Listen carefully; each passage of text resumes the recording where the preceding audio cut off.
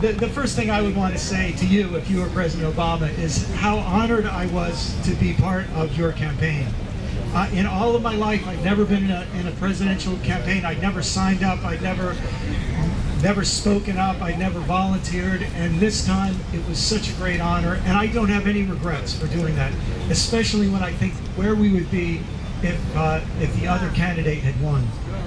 And so I would thank the president for the chance to have been a support to his campaign, and how glad I am that he won the election. The next thing I would say to you all, if you were President Obama, is how much I empathize with a horrible situation that you inherited.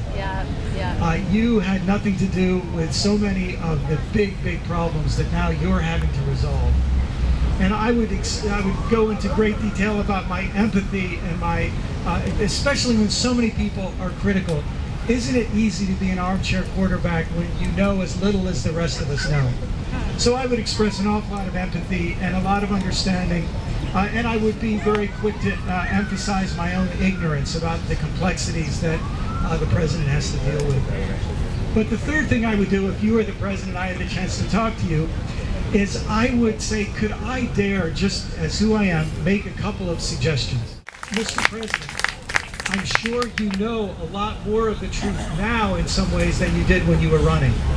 You understand the truth about how broken the system is in ways that you didn't when you were running. You understand more about the power of corporations and the power of vested interests and the power of the military-industrial corporate complex. You understand a lot more about that now than you did when you were running. You know a lot more of the truth now than you did when you were running. And here, I think, is the real question that I would want to ask you, Mr. President. Do you have the courage now still to tell the truth that you now see that you didn't see then? Just telling the truth. To be the kind of YouTube from the inside, to let the rest of us know some of the backroom deals that go on. In a sense, to break faith with the system as it is, and have the vulnerability to just tell the truth. The shocking transparency to tell us, here's what really happened in the healthcare debate. To have the shocking transparency of telling us what's been going on behind the scenes in this Gulf oil catastrophe. To have the courage to tell the truth about what has really happened leading up to and since the Gaza flotilla incident behind the scenes. Just to tell the truth. You know, you could only tell that kind of truth if you were willing to not get reelected.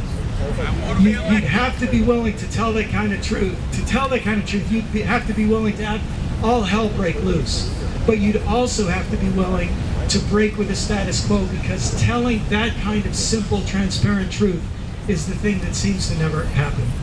And Mr. President, finally, if I had the chance to talk to him privately, I would say to him, please, Mr. President, please appeal to the better angels of our nature rather than the bitter demons of our corporate culture. I think you would elicit from us a deeper resonance and a deeper willingness to make bigger sacrifices and believe bigger possibilities. I believe Rabbi Michael was just saying a few minutes ago that that politics is the art of the possible. But as a former pastor and as a fellow Christian, what I would want to say to the president is, Mr. President, faith is the art of the impossible. And when you have the courage to tell the truth, what was impossible will become possible. Now, I can imagine. I wanted to expand the greetings of peace, and there are even other greetings of peace that I missed. As we live in a world that is representative of many diverse faiths, and as a representative of the largest mosque, the Al Dallas Area Muslim Society, as well as on the board of the Islamic Society of North America, you know, I come here to Rabbi Lerner asked me to say a few words. I want to reinforce the message of hope that was, something that we all followed and we subscribed to when President Obama was campaigning. And I think that's something that hope can exist. We can look at the glass as half full or half empty, and we must always be optimistic.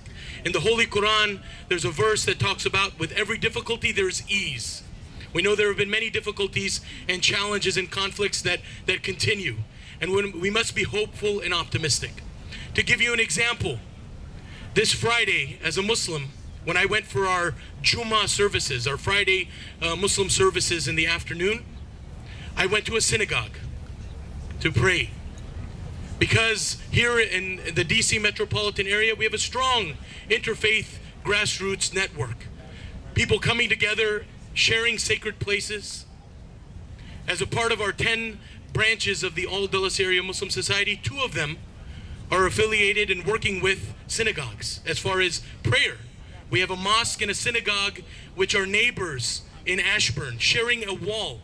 Last Sunday, I was at an interfaith event at the synagogue in Ashburn. We had halal and kosher food, and when it was time for our sunset prayer, I walked right through the door, which connected our 2 synagogue and mosque, right for our Maghrib prayers, and then I came right back to continue to eat halal and kosher food. This Friday, as I said, we rent a synagogue, and we pray in the sanctuary. And we have Rabbi of the synagogue has come to speak at the Friday services at our mosque to thousands of Muslims. The Imam has gone and spoken at the Shabbat services on Friday evening. Again, this is just a glimpse. There are so many other things that we work together. There is a wonderful nonprofit organization called Reston Interfaith. It's a shelter and pantry. It has counseling services and helping those in need in our area. And it is, the board represents Christian, Muslim, Jewish, as well as other faith groups as a part of it. I also am the chair of the Interfaith Conference of Metropolitan Washington, representing Protestants, Catholics, Jewish, Muslim, Hindu, Jain, Buddhist, Sikh, Zoroastrian, and Baha'i.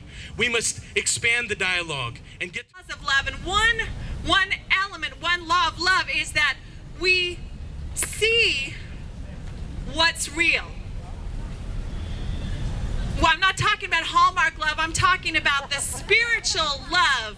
I'm not talking about being lost in a daze of love, and then the next morning you wake up and you wonder who you spent the night with. No.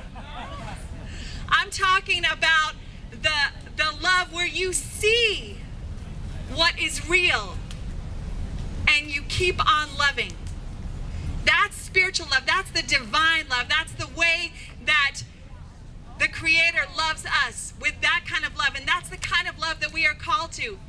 And I was thinking about what Bill McKibben said earlier about the reality of our global situation. And it reminded me of a story of a ship captain who was the captain of a very great ship.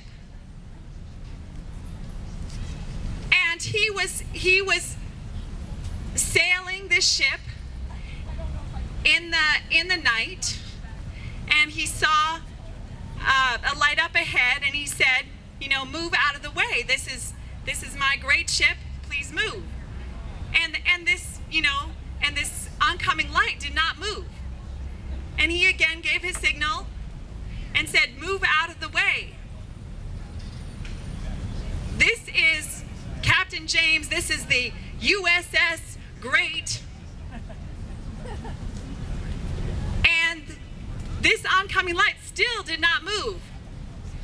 And he repeated the call one more time. He said, move out of the way. Did you not hear me? This is Captain James of the USS Great. And the response came over the speaker, this is the lighthouse. At the reality, at what's really happening to our planet, to our environment, to look at it with compassion, with love. Sister Joan Chichester the other morning was talking about how we can start to measure the activity of the brain and how it expands with love. That this is a biological fact that we are created, our brains are created, and they become more and more useful the more we love, the more compassionate we are. And so whoever it is that we are arguing with, whoever it is that we are seeking to change, whoever it is that we are wanting to build as allies, we need to approach it with this spirit of love, with this commitment to love. So I want to invite you, just here we are right next to our president's house, just to take a minute and let him know that we love him.